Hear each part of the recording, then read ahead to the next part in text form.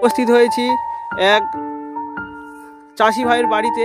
দারুণ একটা সর্ষের ক্ষেত দেখতে পাচ্ছি এবং পাশে রয়েছে খেসারি কড়াইয়ের এক দারুণ জমি। সেই ক্ষেত ভরে রয়েছে খেসারি কড়াইয়ের গাছ আর সেই সঙ্গে সর্ষে ফুল গাছ, এবং এখানে সর্ষে প্রচুর হারে ধরে রয়েছে। বাগানটা অসাধারণ হয়েছে। স্যার, আপনি কোন সময় এই সর্ষে দানা রোপণ করেন? আচ্ছা, এমনি ওই আগো জমিতেই ফেলেছিলেন? বাহ, অসাধারণ একটা পরিকল্পনা। আর এতে খরচ কেমন, কি খুব বেশি খরচ হয়? না, অল্প খরচ হয়েছে। আর সর্ষেটা আগামী দিনে কি করবেন, বিক্রি করবেন না তেল তৈরি করার?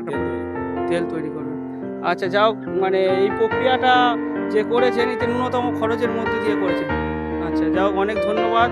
আপনার এই শস্য ক্ষেত দেখলাম, সর্ষে ক্ষেত, সেই সঙ্গে এই যে সবুজ হয়ে রয়েছে খেসারি কড়াইয়ের গাছ, এক অসাধারণ পরিবেশের মধ্যে আপনি যে এই বাগান বাণিজ্য করছেন, এবং এতে আপনার কি একটু সংসারের উন্নতি কিছু হয়?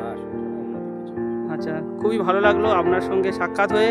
এবং আগামী দিন এইভাবে চাষ করুন এবং মানুষকে এরকম চাষে উৎসাহ দেন, যেন সমস্ত মানুষ এইভাবে আপনার যে ক্রিয়াকর্মকে তারাও উপলব্ধি করতে পারে, বা আগামী দিনে চাষ তারাও করে যেন কিছু রুজি বা উপার্জন করতে পারে, তাদের পরিবারও সচ্ছল হোক, এই কামনা আমিও রাখছি। আর আপনাকে অনেক ধন্যবাদ দাদা। আপনার নামটা কি? দীপক বৈরাগী। অনেক অনেক শুভেচ্ছা।